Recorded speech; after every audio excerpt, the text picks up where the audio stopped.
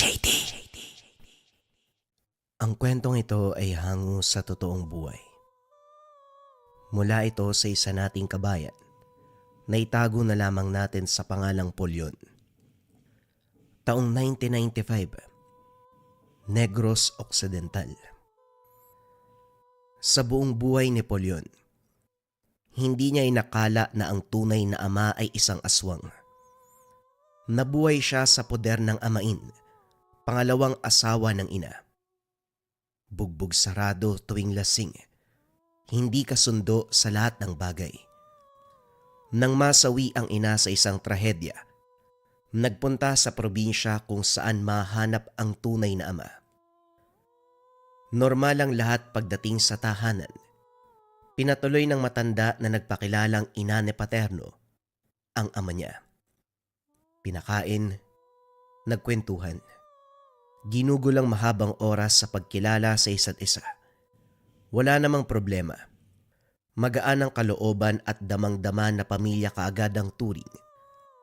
Subalit pagsapit ng gabi, dito na lumabas ang trahedya. Tulog sa kabilang kwarto si Lola Anding. Si Polyon na bagong salta sa tahanan na hirapang makatulog. Binuksan ng bahagya ang bintana. Sumisipol habang lumalanghap ng hangin. Hindi nagtagal. Agaw atensyon ang angil mula sa kung saan. Nakakakilabot ang tunog kaya sinara ang bintana kaso bago pa makatalikod. Nawasak ang dingding. Bumungad ang isang nilalang. Nanigas si Polyon sa kinakatayuan. Walang kurap na nakapako ang tingin sa halimaw. Maging ito ay nagulat sa kanya. Naglalabasan ang matulis na ngipin. Itim ang balat at nangangamoy. Mahaba ang mga kuko. Naglalaway. Kulay abo ang buhok. Nanlilisik ang mga mata. Sumigaw ang binata pero kaagad sinakal. Inakalang ikakamatay ang sandali, subalit dumating si Lola Anding. Pasimpleng sinita ang nilalang. Naging maamo. Dahan-dahang lumayo. Kasabay nito ang unti-unting pagpapalit ng anyo. Lumitaw ang isang lalaki na nasa edad 40. Napako ang tingin ni Polyon. Naguguluhan kung bakit magkamukha sila. Nang sulyapan si Lola Anding, ito na ang nagpaliwanag. Tignan mo na, Rogelio. Ang sabi ko kasi, agahan mo sa pag-uwi. Naabutan ka tuloy ng anak mo. Binalandra ka agad ang tunay mong anyo. Pagpasensyahan mo na, apo. Paminsan kasi may saltik ang tatay mo. Hindi nakikinig. Lalong hindi nakaimik si Polyon. Muling napatitig sa lalaki. Pinuproseso ng utak ang narinig. Aswang ang ama niya. Nanlulumong napaupo sa tabi. Ano? Anak ko ang binatang ito, aba. Paano nangyari yon? Kailanman hindi ako nagkaroon ng nobya. Nagpapauto na naman kayo kung kani-kanino. Hindi porket nagpakilala ng ganyan maniniwala kayo kagad. Nanay naman. Wika ni Rogelio. Hay, wag mo akong maganyan-ganyan. Tatamaan ka talaga. Nakalimutan mo na ba? Kumikiringking ka dati. Akala mo mauubusan ka ng babae. Kung saan-saan ka napapadpad. Ay naka, lahat ng babae, sinundot mo. Huwag mo ko bigyan ng ganyang reaksyon ha. Akala mo naman napakabuti mong lalaki. Kahit saan sumusundot ka. Grabe naman kayo, Nay. Hindi ko na nga maalala pero kayo tandang-tanda nyo pa. Malamang. Nakalista sa utak ko lahat ng kalokohan mo. Para kung sakaling may dumating dito at magpakilala na anak mo, hindi ako magtataka. Maghuhugas kamay ka pa. Kamukhang kamukha mo nga yung binata. Hindi na nakaimik pa si Rogelio. Sinulyapan si Polyon. Umiling at umalis. Si Lola Anding na ang nagpaliwanag sa katauhan ng ama. Sa edad ni Polyon, nilinaw ng matanda na nabuo siya sa sinapupunan. Hindi pa aswang si Rogelio. 20 taong gulang nang maging aswang. Menor de edad nung umaarangkada ang pagiging babaero. Gayunpaman, hindi makapaniwala ang binata sa takbo ng pangyayari. Ngayon pa lang, nagsisisi na kung bakit hinanap pa ang ama. Kung alam lang na isa itong halimaw, hindi na sana pinuntahan pa. Habang lumilipas ang oras, nagbalak si Polyo na umalis. Hindi na nais pang manatili sa tahanan. Kaso nga lang nang buksan ang pintuan, bumungad ang ama. Titig na titig. Mababakas na maging ito hindi makapaniwala na may anak siya. Nang makitang bitbit ang bag, binawi at nagsara ng pintuan. Anak kita, hindi ba? Kakarating mo lang tapos alis ka kagad. Iho, gusto ko lang ipaalam sa'yo, sa sandaling tumapak ka sa tahanan ko, hindi ka na makakalabas pa. Dito ka na habang buhay. Subukan mong tumakas. Ako mismo ang hahabol sa'yo sa nakita mong anyo kanina. Sa sinabi ni Rogelio, nanlamig ang katawan ni Polyon. Kagad pumasok ng kwarto at nagtago. Kinabukasan nagbago ang timpla ng hangin. Kung umakto ang mga ito, akala mo ay walang aswang. Pinaganda siya ng agahan, prutas, gatas, biskwit, kanin at ulam. Napako ang tingin sa putahe. Litaw na litaw ang hiniwang karne. Napalunok ang binata sa ideya na posibleng laman ito ng tao. Kaso kagad nagsalita ang ama niya. Hoy, huwag ka mag-isip ng ganyan. Walang kumakain ng tao sa pamilyang to. Porket may aswang tao kagad ang kakainin. Oo, aswang ako, inaamin ko. Pero iba ang tawag ng aking sikmura. Ang nasa mesa, karne yan ng baboy at manok. Nay, grabe naman tong apo mo sa mamag-isip parang ikaw ah. Dinamay pa ako nito. Kahit ako magdadalawang isip kapag may uwi kang karne. Mamaya laman ng kapwa-tao yung ipapakain mo. Maglola nga kayo.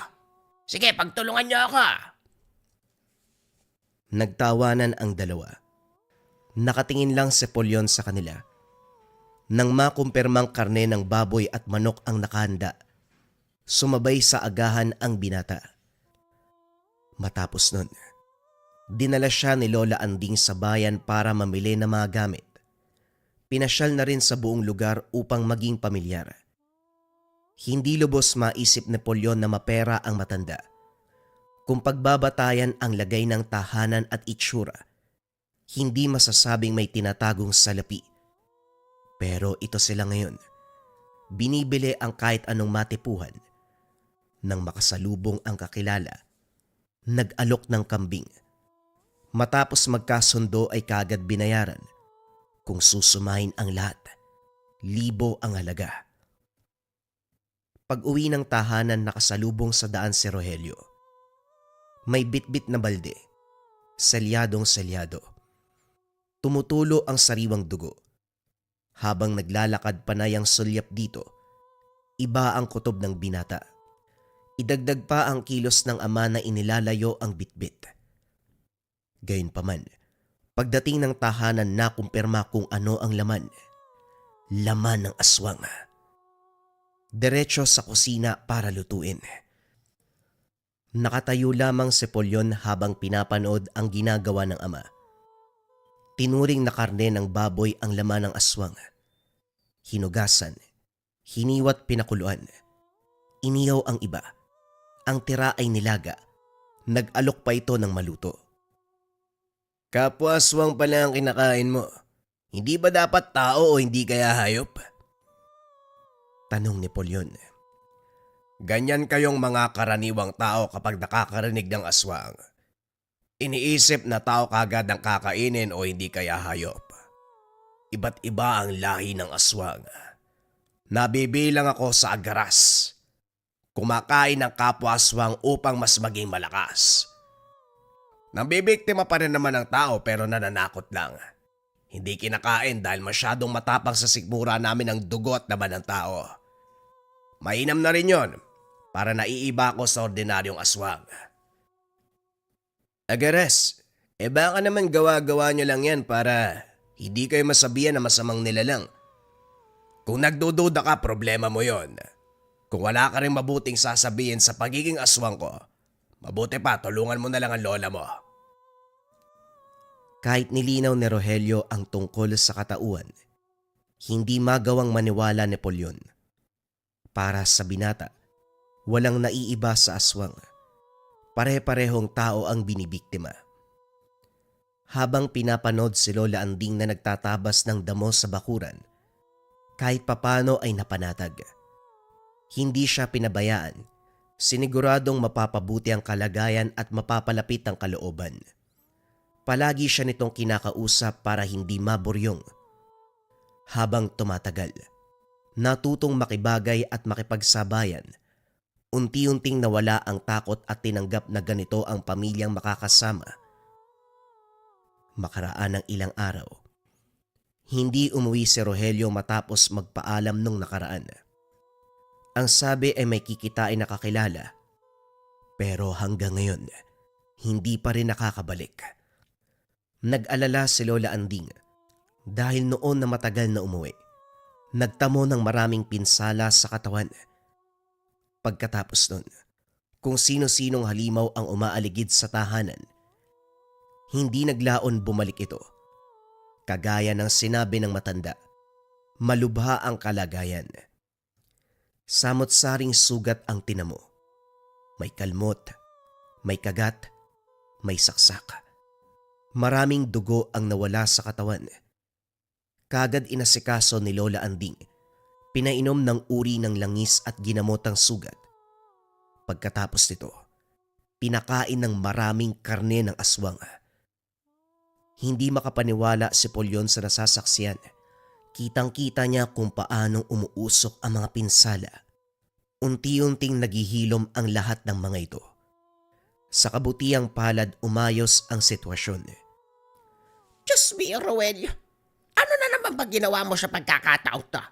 Meron ka bang dinaling aswang na nasa hanay ng matataas na ori? Hindi ka pa nadala sa nangyari dati. Halos ikamatay mo yun tapos inuulit mo pa ngayon. Kailan ka ba matututo? Hindi yan ang dapat mong unahin. Sa susunod mo na ako sermonan kapag nakalayo na kayo dito. Isama mo si Polyon. Lumuwas kayo sa ibang bayan. Sa lugar na hindi matutunton ni naman. At para sa ikakatahimik mo, wala akong inagrabyado. Sadyang bumalik lang yung aswang na nangyanggaw sa akin. Kung dati gusto kong gawing kauri, ngayon naman ay patayin. Yung mga nakasabay kong niyanggaw niya noon, isa-isa nang dinadali. Hindi lang yun, pati pamilya ay dinadamay. Sus Mariosep, sino ba kasi yung aswang na yan? Baka pwede mo naman kausapin. Hindi ganyan ang mga aswang na Kilala ko ang ugali nila. Walang patawad, walang pakiusap. Patayan kung patayan. Kaya rin yan nilalahian ng mga tao upang maging aswang para magkaroon ng maraming pagkain. Aswang kapwa sa aswang ang labanay. Umalis na kayo ngayon din. Hindi pwede yan, sumama ka sa amin. Alis tayong lahat. Hindi pwede na Siguradong masusundan niya ako. Malakas ang kapit ng marka sa akin. Patay tayong lahat kapag nagkataon. Huwag niyo na akong alalahanin, kaya ko ang sarili ko. Siguraduhin niyong walang makakaalam na kamag-anak ko kayo sa mga pupuntahan niyong lugar. Kilos na! Nang marinig ni Polyon ang usapan, dali-daling nag-impake. Lumuwas sila Lola Anding sa liblib na bayan kung saan naroon ang ibang kaanak. Masukal na lugar, bihira lang na may dumadaan, kampante na walang makakatuklas. Subalit laking gulat nila, isang matanda ang lumitaw. Dahil sa utos ni Rogelio na walang magsasalita, panay dahilan si Lola Anding at pinsan na si Mang Teryo. Nasa itaas ng tahanan si Polyon. Sinisilip sa siwang ng sahigang kaganapan sa baba. Walang ano-ano. Sinakta ng mga ito. Gusto sanang sumaklolo ng binata, kaso napansin ang senyas ng lola. Napapikit na lamang ng bumagsak si Mang Teryo. Duguan at hindi matigil sa pagsigaw. Dito nagsalita si Lola Anding. Walang magawa kundi ituro ang kinaroroonan ng anak. Nang makalis ang matanda, dali-daling bumaba para tumulong. Mabuti na lamang may malapit na manggagamot, kagad na agapan ng sugat. Kaso nga lang nagtataka si Polyon kung bakit masama ang titig nito sa kanya, na para bang may ginawa siya na hindi kaaya-aya. Pagkatapos ng gamutan, lihim siyang kinausap ng manggagamot. Iho, may tatanong lang sana ko sa'yo. Yung bagay na nasa bulsa mo, alam mo ba yan? Anak ka ba ng aswang? Hindi nakasagot si Polyon. Kinapa ang bulsa. Naramdaman na merong maliit na bato. Hindi niya ito inilabas. Inantay ang susunod na sasabihin ng manggagamot. Binalaan siya ng albularyo na huwag ilalayo sa kanya dahil makakatulong ito sa oras ng peligro. Bakit to? Ano po bang alam niyo sa bagay na to? Yan ay bertud ng aswang. Kapag hawak ng isang tao, pwede siyang maging halimaw o hindi kaya magagamit ito bilang panglaban sa mga kaaway. Ipagpaumanhin mo kung masama ang titig ko sa'yo. Akala ko kasi sinadya mong dalhin yan dito sa tahanan ko para manakot. Wala ka palang alam sa tangan mo. Hindi bale na, magbibigay ako ng gamot para kay Teryo. Siguraduhin mong maiinom sa tamang oras. Wika ni Mang Jose. Matapos ng insidente, naging alerto ang manggagamot. Naglagay ng pangontra sa paligid para maiwasan ang pagbalik ng aswang. Oras-oras bumibisita sa tahanan para masigurado ang kaligtasan ng lahat. Dito na pag-alaman, nakapatid ni Mang Teryo sa ama, kaya ganun na lamang ang pag-aalala. Nang magkaroon ng oras, nakipag-usap si Mang Jose kay Polyon. Kilala nito si Rogelio at ang nakababatang kapatid ay kasabayan sa Nayanggaw noon. Dahil manggagamot siya, nagawang agapan subalit makalipas ang ilang taon. Nagpakita ang aswang na yumanggaw at pinaslang. Sa puntong yun, pinagdasal na makatagpo ang halimaw para pagbayarin. Kaso nga lang hindi kilala kung sino. Nagbungkay si Polyon na magkita sila ng ama dahil pareho ng taong pinag-uusapan. Sumang-ayon naman si Mang Jose kung kaya't nagpasama sa pag-uwi. Ayaw sanang pumayag ni Lola Anding sa takot na mapahamak. Kaso sinigurado na manggagamot na poprotektahan. Kagad silang bumalik sa tahanan at naabutan si Rogelio. Hinayaan ni Polyon na mag-usap ang dalawa. Pinaliwanag ni Mang Jose ang kaganapan sa bahay ni Mang Teryo. Ganun na lamang ang galit ng ama. Pero hindi dito nakasentro ang usapin. Pinagtibay ang plano para sa pagbabalak na itumba ang aswang. Sigurado ka naman na kilala mo ang yumanggaw sa'yo, hindi ba? Wala akong ideya kung sino ito at kung ano ang itsura dahil hindi ko naman nakita. Hindi natin siya kailangang hanapin dahil siya mismo ang kusang haharap sa akin. Yung mga nakasabayan kong Nayanggaw noon, ubos na sila. Ako na lamang ang natira. Sa tagal ko sa larangan, maraming pasyente ang Nayanggaw. May mga nakalaban na aswang.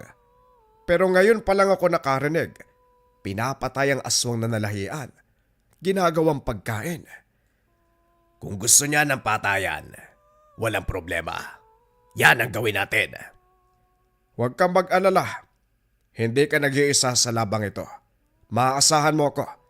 Sabay nating huliin ang aswang at pagbayarin siya sa ginawa niya. Matapos magkasundo ay kanya-kanya sa paghahanda. Sa tahanan muna nagpalipas ng araw. Bawat kanto ay may pangontra, may patibong. Naninigurado na sa bakuran palang mauhuli na ito. Subalit kung kailang handa na ang lahat, walang nagpakitang aswang. Linggo ang lumipas, walang dumating. Nagsagawa pa ng pamamaraan si Mang Jose upang tawagin ang halimaw, subalit hindi yata umaabot sa pandinig nito. Hanggang umabot ang araw na nawala ng pag-asa, umuwi ang manggagamot upang asikasuin ang nag-aantay na pasyente. Gayunpaman, maigpit na binalaan si Rogelio na huwag magpapakampante. Sumama naman si Polyon para tignan ang kalagayan ni Lola Anding at Mang Teryo. Sa kabutihang palad ayos ang lahat. Buwan pa ang lumipas. Umuwi na rin sila Polyon. Balik sa nakasanayang buhay. Inasikaso ang maliit na taniman sa bakuran. Magtutungo ng bayan para magbenta ng kambing at kung ano-ano pa.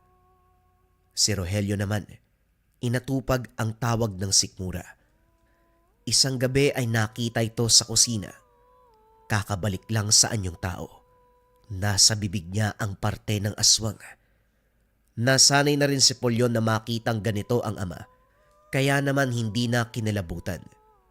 Uupo sa tabi, panonoorin ang ginagawa ng ama.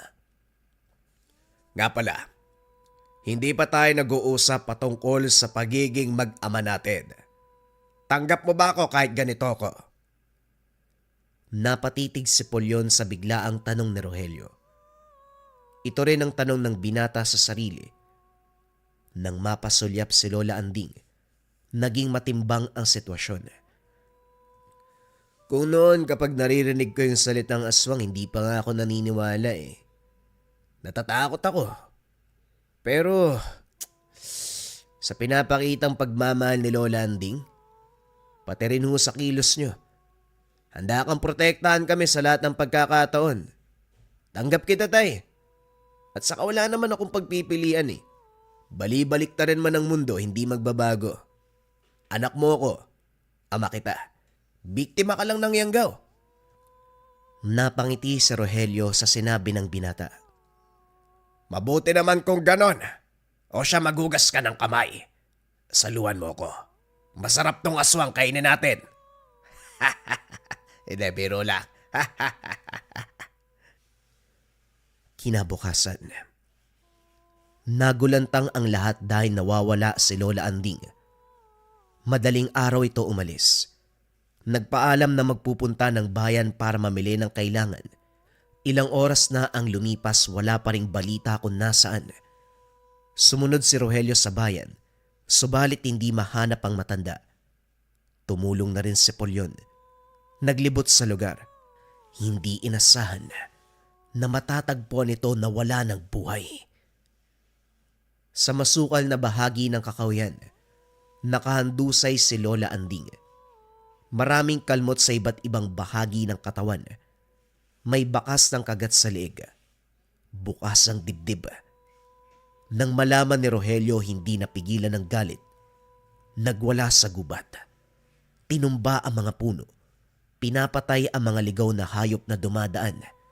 At higit sa lahat, nadagdagan ang pagkasuklam sa aswang. Nag-iwan ng bakas para malaman na ito ang gumawa.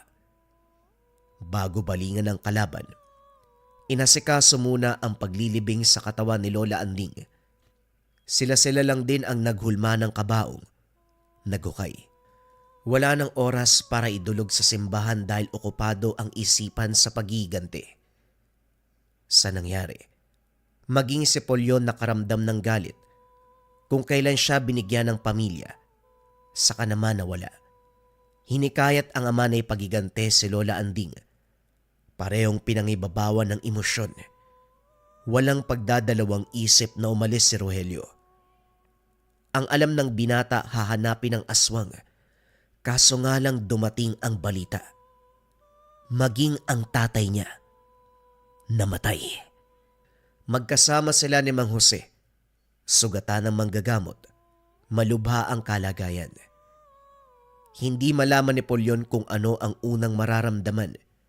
Magagalit ba dahil pinaslang ng aswang ang ama't lola o hahagulgol sa tabi ng bangkay? Naglakad siya nang wala sa sarili. Dumiretso sa gubat. Sumigaw ng sumigaw. Tinawag at hinamon ng aswang. Hindi naglaon. Bumungad sa kanyang harapan. Nakangisi ng nakakaloko. Malakas ang loob mo na magtawag. Anong gagawin mo ngayon? Ikaw ang dahilan kung bakit naging aswang ang tatay ko. Tapos bumalik ka pa para patayin siya. Ano ba talagang kailangan mo? Hindi ko rin alam eh. Basta ang alam ko lang, maligaya ako kapag napapatay ko mga nayayanggo. Karamihan sa kanila ginagawa ko rin pagkain dahil nagbibigay ng karagdagang lakas sa akin. Masaya ako kapag ganun yung ginagawa eh.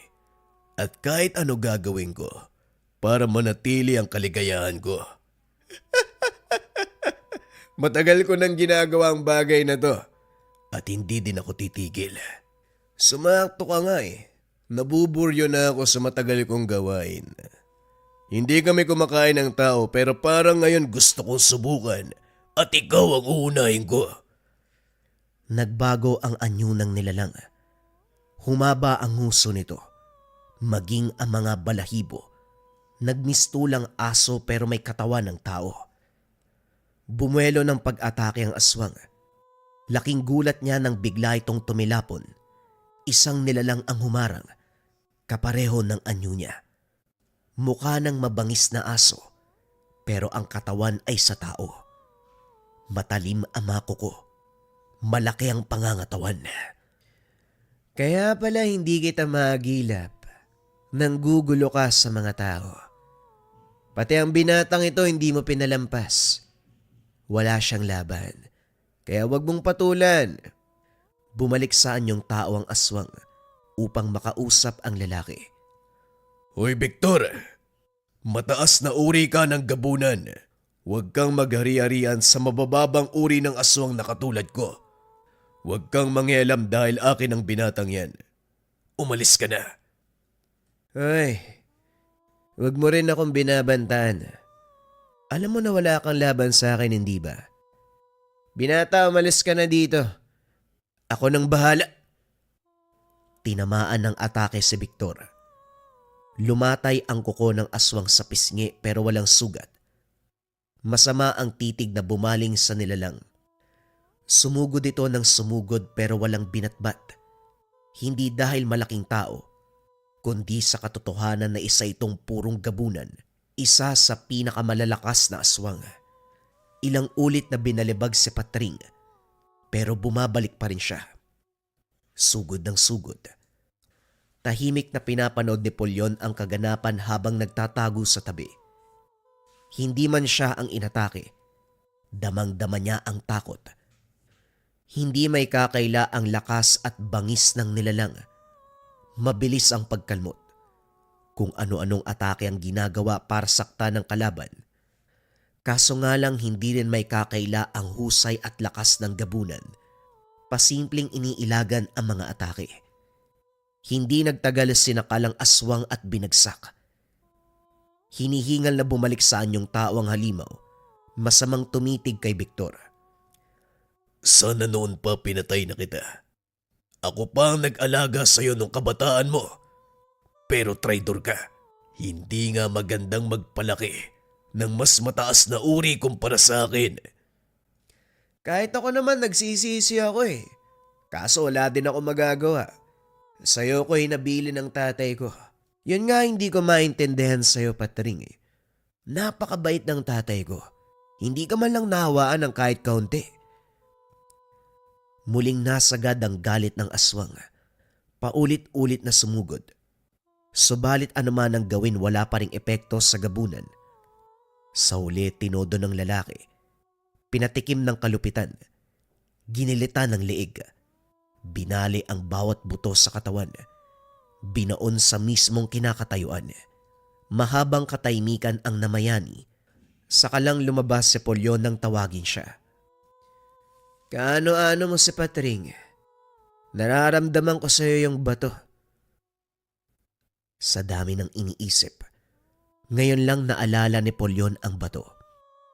Sa puntong ito inilabas sa bulsa. Biniktima niya ang tatay ko. Nilahian tapos pinatay. Maging ang lola ko nadamay eh. Sino ka ho ba? Parang kilalang kilala mo yung aswang ah. Hindi man maintindihan ni Polyon. Magaan ang loob niya sa kausap. Maayos ang pakikitungo na para bang hindi nananalaytay sa pagkatao ang dugong halimaw. Mahaba ang usapan ng dalawa. Inabutan pa ng pagsikat ng araw. Ito na rin mismo ang nagpaliwanag kung para saan ang bato ng aswang. Ang totoo, hindi nito taglay ang sumpa ng pagiging aswang. Nakadesenyo ito para protektahan ang magtatangan. Dito naalala ni Napoleon na minsan siyang naatake ng aswang. Dumapo ang kuko nito, subalit walang sugat. Matapos ng kaganapan, hinatid siya ng gabunan sa bahay ni Mang Teryo. Nanatili ang binata sa poder ng matanda. Ito na lamang ang tinuring niyang pamilya. Nang maikwento ang tungkol sa bato, hindi doon natapos ang kapalaran niya. Makaraan ng ilang taon sa tulong at gabay ni Mang Jose, sinubukan ang larangan sa panggagamot. Nilinang ang kakayahan sa paglunas ng yanggaw hanggang kinilala ng mga tao.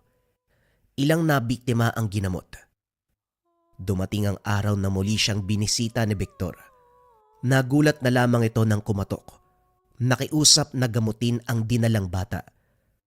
Sa puntong ito, hindi lang karunungan mula sa libreta ang ginamit ni Napoleon. Mas kinilala ang bisa ng bertud ng aswang. Magmula nung madiskubre na malaki ang tulong nito sa yanggaw. Pagkatapos ang mahabang proseso, orasyon, ritual, pinapakuluan ang bertud na bato. Pinapainom sa pasyente, kagad inilalabas sa katawan ng sumpa. Maaring itim na likido, itim na sisiw, o hindi kaya sinulid sa tenga. Ito ang mga pamamaraan ng yanggaw. Akalain mo nga naman, mahusay ka na manggagamot ngayon. Mabuti naman na isipan mong pasukin ang larangang ito. Malaking tulong ang bertud ng aswang na ginamit mo din sa panglunas. Magmula na maisip ko ang pinakaugat ng problema, nakiusap ako kay Mang Jose na turuan ako sa panggagamot. Sa gabay niya nagagawa kong agapan ng sumpa ng yanggaw na minsang sumira sa buhay ng aking ama, ng aking lola, sa pamilya ko. Ipagpatawad mo sana ang ginawa ng mga kauri ko. Pero matanong ko lang ho, saan po ba kayo namamalagi ngayon? At sino ba yung bata? Nakita ko lang habang nagpapalakad-lakad sa daan. Naramdaman ko may sumpa kaya dinala ko sa'yo. At para sagutin ang tanong mo, wala akong permanenteng tirahan. Naglalakbay lang. Naghahanap ng mga lapastangang aswang. Nang may masmasa ng bata, nakiusap si Victor na ito na lang din ang magpalaki dahil sa lansangan lamang natagpuan. Kinupkup ni Napoleon, tinuring na sariling pamilya, pinalaki at nang magkaedad, tinuruan ng panggagamot. Mas lalong nagkaroon ng direksyon ng buhay ni Napoleon nang dalin sa kanya ni Victor ang bata. Habang lumilipas ang panahon, napag-isip-isip ni Napoleon na isa ito sa mga plano ni Victor upang matulungan siya para maging mabuting manggagamot at merong makasama sa buhay. Sa paglipas ng panahon kinilala ang mag-ama. 2 taon na mahusay manggamot ng nayanggaw. Pero ang hindi alam ng lahat, gumagamit sila ng isang bato na nanggaling din sa mga nilalang upang ipangkontra sa pangyayanggaw. Isang mataas na uri ng bato o mas kilala sa katawagan na bertud ng aswang. Bagong kwento pa rin ang kasunod mga kabayan. Ito ay pumapatungkol sa kayamanan, kapalit ng buhay. Ang kwentong ito ay hango sa totoong buhay. Mula ito sa isa nating kabayan na itago na lamang natin sa pangalang Isabel. Taong 1985. Siquijor. Sa isang liblib na baryo na napapalibutan ng kagubatan, nakatira ang isang simpleng pamilya, ngunit puno ng pagmamahalan. Mahirap ang kanilang buhay at tanging sa pagbubukid lamang umaasa ang ama upang maitawid ang araw-araw ng pamilya. Si Mang Miguel, ang haligi ng tahanan, masipag, mabuti ang puso. Walang ibang pangarap kung hindi maitaguyod ang kanyang asawa at mga anak. Katulong niya si Aling Ena, Isang masinop na may bahay na walang kapagurang nag-aalaga sa kanilang tahanan. Ginagawa niya ang lahat. Mula sa pagluluto hanggang sa paglalaba. Subalit hindi ito sapat upang mapakain ng maayos ang mga anak. Ang panganay na si Tomas ay 16 na taong gulang. Matapang at laging handang ipagtanggol ang nakababatang kapatid na si Isabel, na noon ay 14 na taong gulang pa lamang nang mangyari ang lahat ng ito.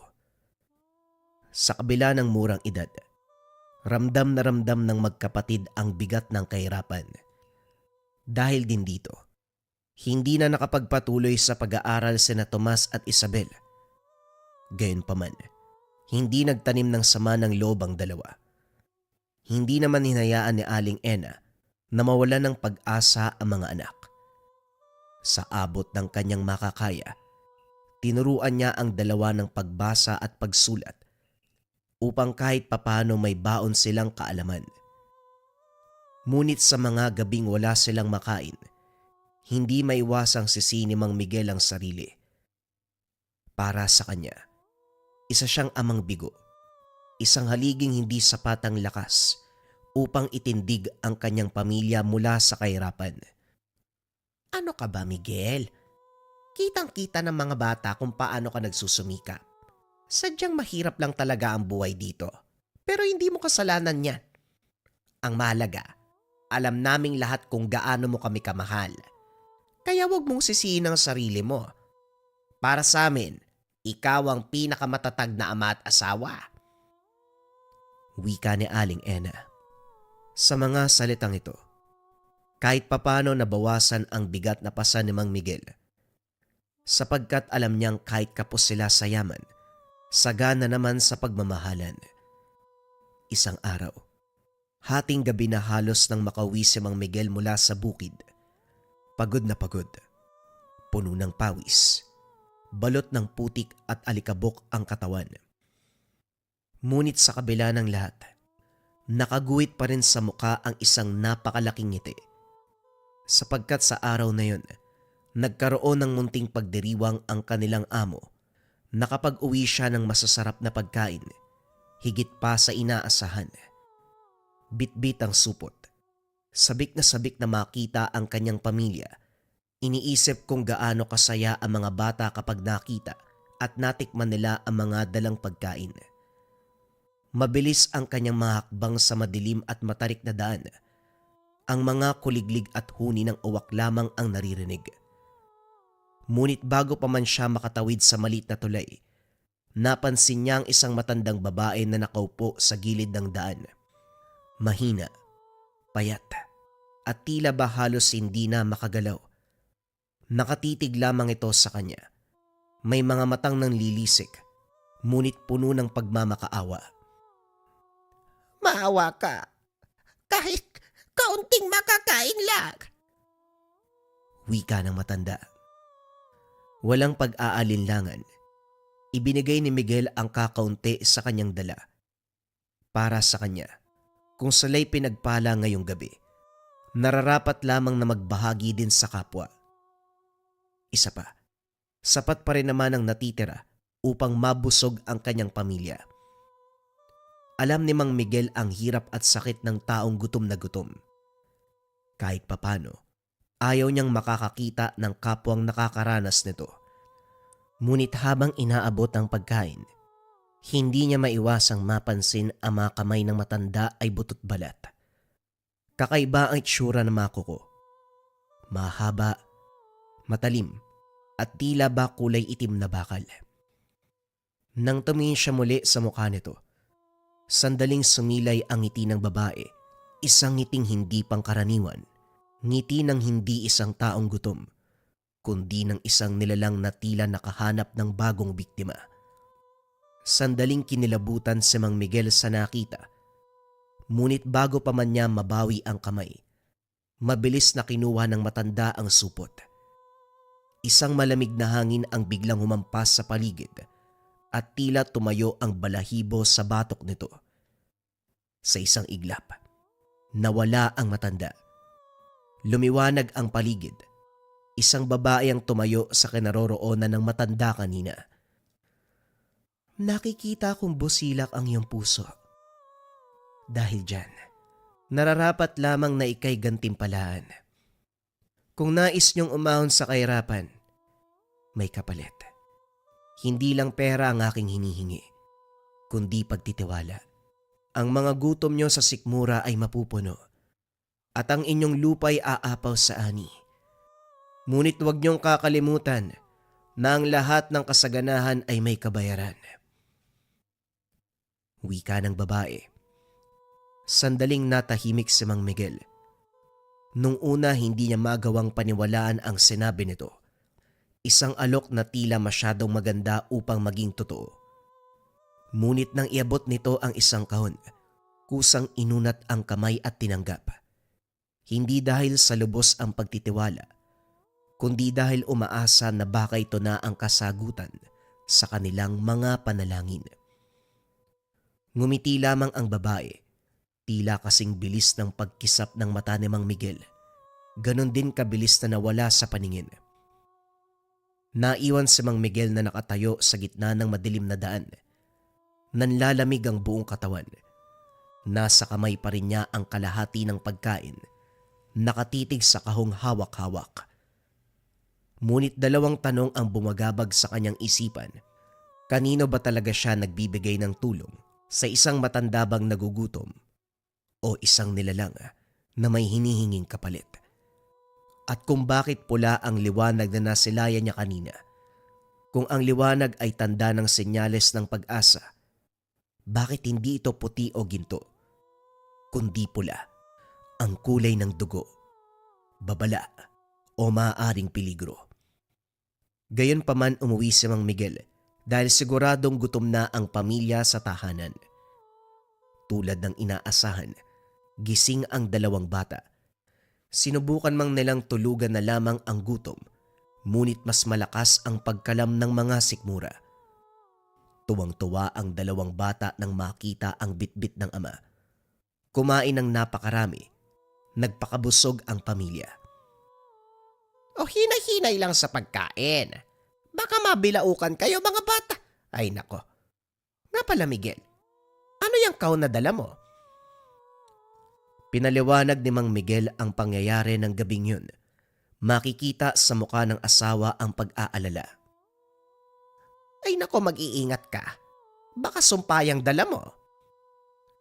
Hindi naman siguro, Ena. Mabuti tayong tao. Wala naman tayong tinatapakang kapwa. Wala naman sigurong gagawa ng masama sa atin. At isa pa, hindi din tayo sigurado kung makakatulong nga ba talaga yung kahon na yan sa ating kinabukasan. Hanggang ngayon hindi ko pa rin mabuksan. Ayoko namang pukpukin, baka masira. Pagpapaliwanag ni Mang Miguel. Hindi na nakipagtalo pa si Aling Ena. Ngunit hindi rin maiwasan na makaramdam na tila may paparating na peligro. Mula nang dumating ang maiwagang kahon, tila nagbago ang kapalaran ng pamilya.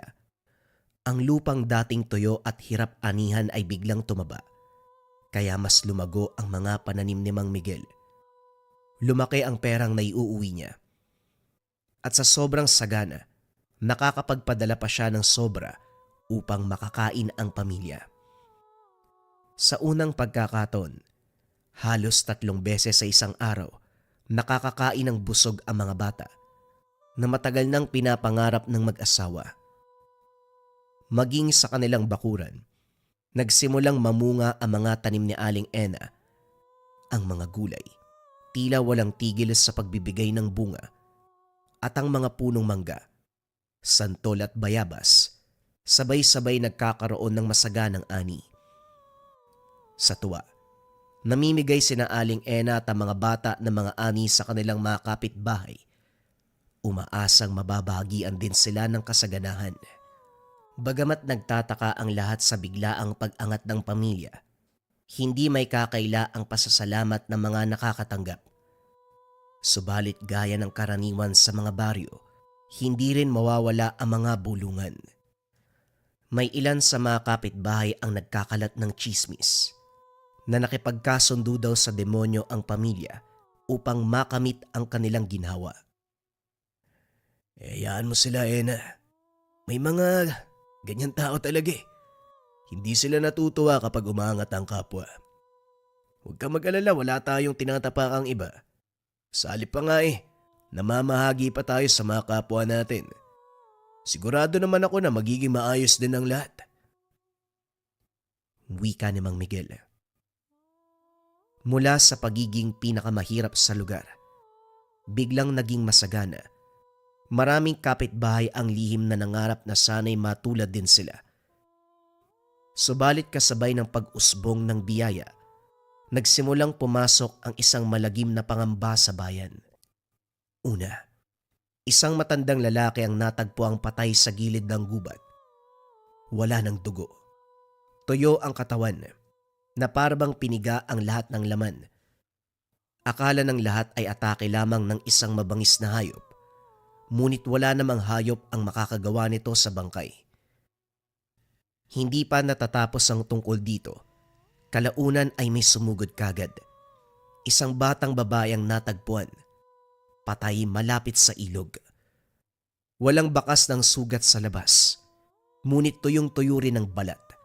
Parang nawala ang buhay mula sa loob. Doon na nagsimula ang mga bangungot. Gabi-gabi. Isa sa pamilya ang nananaginip na merong bagong bangkay na naman ang madidiskubre. Parang naging babala ang mga ito. Ngunit upang hindi mapagbintangan, minabuti ng pamilyang wag ipagsabi kahit kanino ang mga panaginip. Tila walang pinipilang peligro. Mapabata, binata, dalaga, matatanda o kahit na sino pa, maaaring maging biktima ng pangyayari. Hanggang ngayon, hindi pa rin matukoy kung sino o ano ang dahilan ng kanilang pagkamatay. Walang saksi, walang nakarinig, at walang bakas na maaaring may gawa nito. Nabalot ng takot ang baryo dahil maaaring sila o pamilya nila ang susunod na maging biktima. Sa kabila ng lahat, patuloy pa rin ang paghahandog ng tulong ng pamilya nila Mang Miguel. Kahit kapos noon, ni minsan ay hindi sila nagdamot. Lubos na nag-alala si Mang Miguel nang maging ama kasama sa bukid, isa-isang natatagpuan ng bangkay. Pare-pareho ang kalagayan. Walang dugo o sugat sa katawan, ngunit tuyo ang balat at katawan. Walang kahit anong bakas ng pakikipaglaban. Tila bigla naman silang inatake ng walang kalam-alam. Sa bawat katawang natatagpuan, tila may katumbas itong biyaya sa pamilya. Habang unti-unting nababawasan ang mga kapitbahay, dumadami ang punong namumunga. Mga swerteng dumadating at biyayang pinagkakaloob sa kanila. Mas dumami ang ani, lumusog ang mga alagang hayop at mas sumarap ang mga pagkain. Hindi kalaunan nagduda na ang mga tao. Gayunpaman, wala silang ebidensya upang idiin ang pamilya, kaya't puro chismis na lamang ang pinagkakalat ng iba. Hindi kaya sila yung pumapatay sa mga tao? Napansin ko rin simula nang yumaman sila. Doon namatay ang mga kakilala natin. Pero ang bait nila. Hindi pinagdadamot ang mga biyayang natatanggap. Biyaya ba talaga yan o paraan nila para mangingi ng tawad sa mga taong namamatay? Ito ang mga usapan sa baryo. Bagamat ganon ang bulungan, hindi napansin ng pamilya ang koneksyon sa kanilang mata. Ito'y mga biyaya mula sa langit, isang milagro na matagal na nilang pinapanalangin. Ngunit kung susulyapan ng mabuti, mahirap hindi maramdaman ang kirot sa puso. Habang ang pamilya ay masayang nagkakasalo ng pagkain, tumatawa sa ilalim ng kanilang bubong. Sa labas naman ng munting tahanan, nagluluksa ang buong baryo na sunod-sunod na pagkamatay ng mga inosente. Wala silang kamalay-malay na ang kahong inakalang nagbibigay biyaya ay siya palang ugat ng sumpa. Nagpapakain sa kanila ng kasaganahan kapalit ng buhay ng mga inosente. At bawat pagdiriwang nila ng bagong ani, may isang bangkay na umiiyak sa katahimikan ng gabi. Habang nagbabantay si Tomas sa kanilang palayan, napansin niya ang kakaibang himig ng gabi. ang alingawngaw ng mga kuliglig, karaniwang musika ng bukid, biglang nag-iba. Hindi na ito tunog ng kalikasan, kundi mga iyak na pilit na pinapatigil. Kagad tumayo si Tomas. Bitbit ang itak bilang proteksyon at lampara upang makita ang daan. Hinahanap nito ang pinagmumula ng tunog. Kadakbang, tumitindig ang mga balahibo nito. Hindi niya mawari kung saan nang gagaling ang takot na nararamdaman, lalo na't matapang naman ang binatang ito. Unti-unti nang tumatahimik ang paligid, kaya nagpasya si Tomas na wag nang mag-imbestiga pa at bumalik. Kaso nga lang paglingon, laking gulat niya nang makita ang grupo ng kababaihan. Tuluyan nang tumayo ang bawat tibla ng buhok niya sa katawan. Ang mga babaeng ito, hindi karaniwan. Payat na parang mga bangkay na ang itsura. Ang mga buhok ay parang bruha. Nakabuyang-yang ang bawat tibla na tila kumakaway sa hangin. Ang kanilang mga daliri ay matutulis, mahaba at kasing talim ng karayom na handang bumutas ng laman. Ang kanilang mga balikat ay kakaiba ang anggulo at postura. Akalain mong nabalian na sila ng buto. Bitbit nila ang mga palayok. Sa sobrang daming insektong laman, hindi na mapigilang umapaw ng iba. Nakangiti ang mga babae habang nakatitig sa kanya. Kagad nitong nabitawan ng lampara ng sumugod ang mga ito. Namatay kagad ang apoy. Nang bumagsak ito sa sahig, walang ibang nagawa ang binata kung hindi tumakbo para sa kanyang buhay. Kahit madilim at walang makita, ginawa ni Tomas ang lahat ng makakaya, makabalik lang kagad sa bahay. Nagtamo ng mga sugat sa mga bato at sanga ng puno ang binata, ngunit hindi niya pinansin ang sakit. Dahil sa labis na takot, hindi na nito narinig pa ang mga sinasabi ng mga kababaihan. Nang makarating sa tahanan, kagad kinandado ni Tomas ang pintuan. Isinara ang mga bintana at kinausap ang pamilya. Kahit hingal, pilit niyang binahagi ang nangyari sa labas. Wala na tayong oras. Kailangan na nating umalis dito. Wika ni Tomas habang hinahabol ang hininga. Ano bang sinasabi mo, kuya? Ano po bang nakita mo sa labas? Tanong ng kapatid. Lumapit si Mang Miguel. Hindi maipinta ang kanyang muka. Tila may alam sa nangyayari, ngunit ayaw magsalita. Kita sa mga mata nito ang galit, ngunit tikom pa rin ang kanyang bibig. May gusto ka bang sabihin, Miguel? Huwag ka magtatago at magsisinungaling. Pamilya tayo dito. Hindi pwede ang sekreto. Alam ko. Alam ko ang tungkol sa kanila. Pero hindi ko maintindihan kung bakit ikaw ang isusunod nila. Ang kaon na yon ay hindi lang basta regalo. May kapalit ang bawat ibibigay nito. Pero kahit ano mangyari, hindi ko hahayaan na mawala ang kahit isa sa inyo. Kung kinakailangan kong ialay ang buong baryo para lang sa kasaganahan natin, gagawin ko ang bagay na yan. Hindi makapaniwala ang pamilya sa narinig. Hindi to ang ama at asawa na matagal nilang nakilala.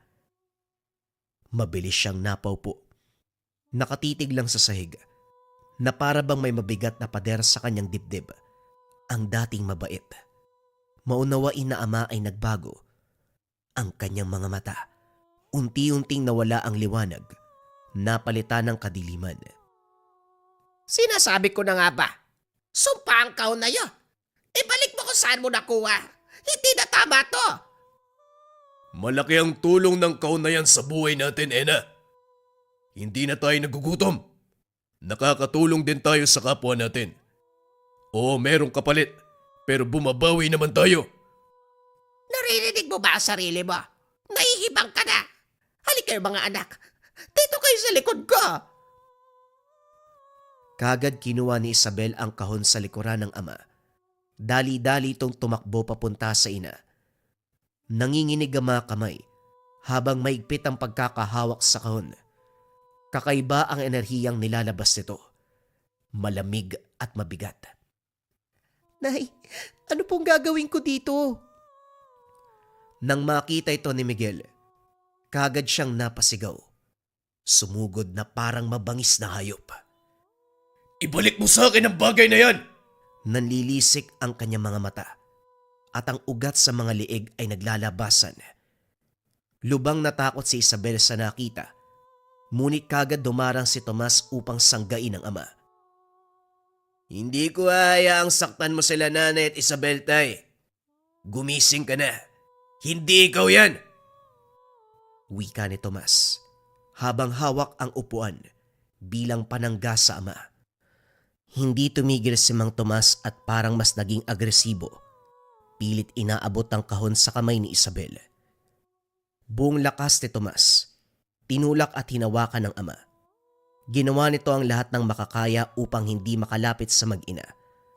Tumumba si Mang Miguel at Tomas. Ngunit kaagad nakatayo ang ama.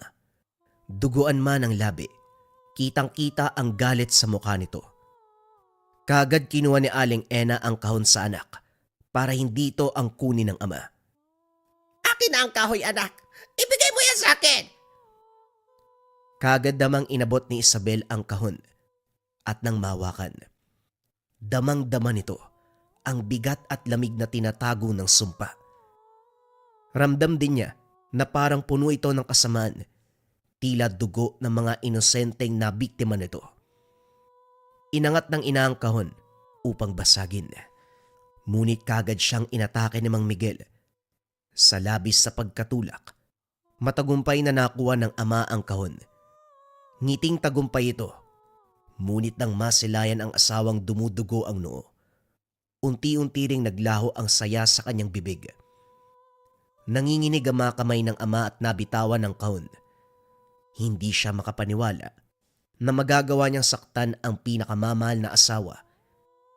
Dahan-dahang lumapit. Kitang-kita sa kanyang muka ang takot at pagsisisi. Patawarin mo ko, Ena. Hindi ko sinasadya. Hindi ko alam kung bakit ko nagawa ang bagay na yun. Hinding-hindi ko kayang saktan ng pamilya ko. Kayo ang buhay ko. Patawarin niyo ko. Halos umiyak na si Mang Miguel, kakaingi ng tawad sa kanyang mag-ina. Pumayag ito na sirain ang kahon dahil napagtanto niya na tama ang pamilya. Unti-unti nitong binubulag ang kanyang mga mata, binabalot ng dilim ang puso. Ngunit sa labas ng tahanan, ang hangin ay amoy usok. Galit ang mga tao. Nagkakagulo ang mga kapitbahay. Bitbit ang mga itak. Palakol at apoy. Sumisigaw ng hustisya. Sa pangunan ni Mang Teo, isang kilalang albularyo, matagumpay niyang natunton ang sanhi ng pagkamatay ng mga inosenteng kababayan. Galit na galit ang mga tao, mga naulilang pamilya, mga nawalan ng mahal sa buhay, nanghingi ng hustisya. Ngunit kahit maingay ang paligid, biglang natahimik ang mga tao. Mula sa kakauyan, naglabasan ang mga nilalang na nakita ni Tomas. Halong gulat at takot ang mga mukha ng mga residente. Napakabilis at liksi ng mga kababaiang aswang. Patalon-talon lamang sila, ngunit kada tama ng malakarayom nilang kuko, sabay labas ng mahabang dila na kagad hinihigop ang laman ng biktima. Dagdag pa ang mga insektong nagliliparan at gumagapang sa sahig. Maraming mamamayan ang lumaban. Ngunit dahil sa dami at bilis ng mga ito, marami ang nasawi. Agad namang naglabas ng orasyon at nagdasal si Mang Teo kalaunan na mataya ang mga insekto. Ang mga natirang mamamayan, pumaslang na mga nilalang, lubos na galit at pagdadalamhati ang naramdaman. Bawat hataw ng itak, hustisya ang kanilang sigaw. Mga demonyo kayo! Pagkatapos mamatay ng pamilya natin, papatayin niyo pa kaming lahat para magpatuloy kayo? Sunugin sila! Impyerno ang nararapat para sa inyo! Wika ng isang mamamayan habang pinupugutan ng ulo ang mga nilalang. Habang maraming nasawi, hindi nagpatalo ang bayan. Habang nagkakagulo sa labas, walang ibang nagawa si Mang Miguel kundi panoorin lamang ang laban. Tila hindi mawari kung ano ang dapat gawin. Kagad lumabas si Tomas upang tulungan ang mga mamamayan. Pinigilan siya ng ina at kapatid ngunit lumabas pa rin ito. May pamilya rin sila katulad natin. Alam nyo kung anong tamang gawin. Sirain nyo ang kahon. Tutulong ako sa labas. Kahit papano, utang pa rin natin sa kanila ang ating buhay. Buong tapang hinarap ng binata ang labanan sa labas ng tahanan. Pumaslang ito ng mga nilalang, ngunit kahit niligtas ang kanilang buhay, galit pa rin ang nararamdaman ng ilan sa binata, lalo na't nakinabang ito sa mga pinatay na mamamayan. Itinutok ng isang residente ang kanyang sibat sa binata. Para sa aking anak. Bulong nito, bago pinakawala ng sandata. Ngunit bago pa man tamaan si Tomas, kagad humarang ang isang nilalang upang saluin ito. Napatitig na lamang si Miguel sa nakita. Bakit yung pinoprotekta ng anak ko? Kung kayo rin ang muntik pumatay sa kanya kanina lang. Ngumisi lamang ang nilalang, sabay bulong gamit ang kakilakilabot na tinig. Hindi siya. Hindi kayo. Wala ni isa sa inyo ang pinoprotektahan. Ang kaon. Hanggat buhay ito, kami ang inyong anino. Bagamat hindi lubusang naintindihan ni Mang Miguel ang sinabi ng nilalang, nabuo sa isipan ng ama na hindi sila tagapagligtas, kundi sila ang tagabantay ng sumpang hindi sila kailanman papakawalan. Tapusin na natin to, Miguel. Sirain na natin ang kahon. Pero hindi natin alam kung ano mangyayari kapag ginawa natin yan. Hindi pa ba sapat ang mga buhay na nawala? Ang mga dugong pinaliguan ng lupa natin. Itigil na to. Hinawakan ni Aling Ena ang kamay ng asawa. Tinitigan nito muli ang kahon. Si Tomas, si Isabel at ang asawa. Sabay nilang binagsak ang kahon ng napakalakas. Nabasag ito at naglabasan ang mga kaluluwang nakapalob. Itim na usok ang kumawala. Tila kinuha ang mag-asawa nito. Nagliyab ang kanilang mga katawan hanggang sa tuluyan silang naging abo. Dahil nawala na ang sumpa, si Tomas na nakikipaglaban sa labas ay kalaunay napinsala rin. Hindi sigurado kung napatay ba siya ng nilalang o ng isang mamamayang may galit sa pamilya. Sa huli, tanging si Isabel lamang ang natira. Sa pagbagsak at huling hininga ni Tomas, bumalik na ang katahimikan sa baryo. Tuluyan ang naputol ang sumpa.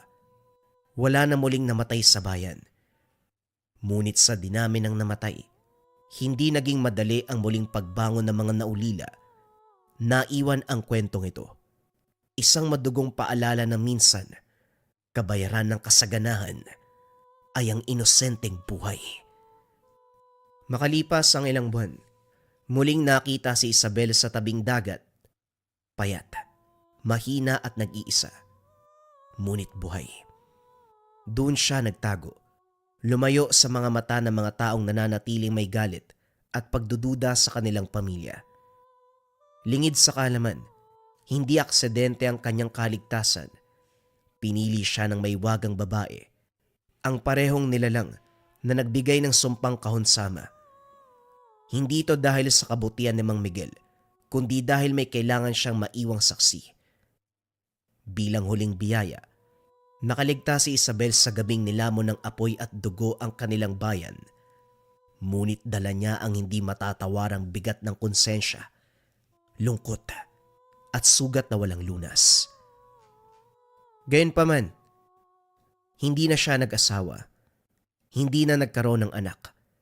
Nanatiling baon sa kanyang puso ang mga alaala ng gabing yun.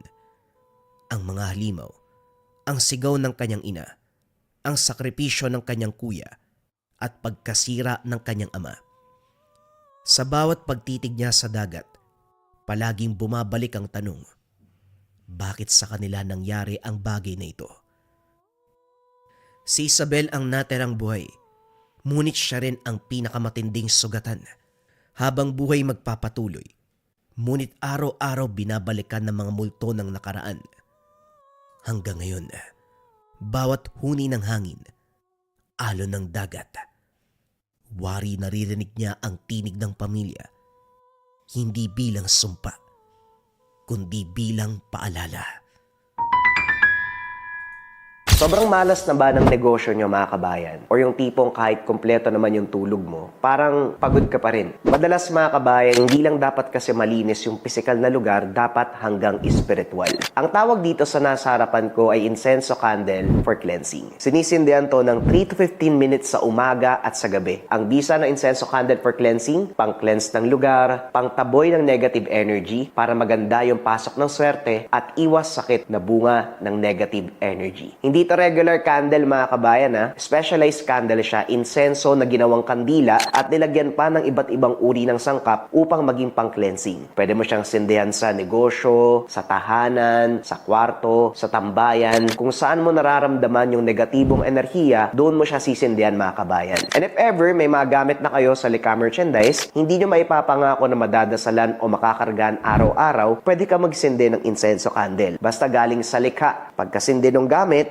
itatabi mo lang yung mga gamit doon mga kabayan, nakikleanse na siya, nakokonsagra, mas naaalagaan. Marami tayong version na pagpipilian, pwede yung regular version, yung can version, yung tea light version. Lahat naman yan mga kabayan ay specialized candles, lahat yan ay insenso, lahat yan may iba't ibang uri ng sangkap at lahat yan nariyan ang orasyon at guidelines. Kung interesado kayo sa insenso candle, makleanse ang lugar, i-visit nyo lang ang shop ng Lika Merchandise, mag-ingat sa mga scammers.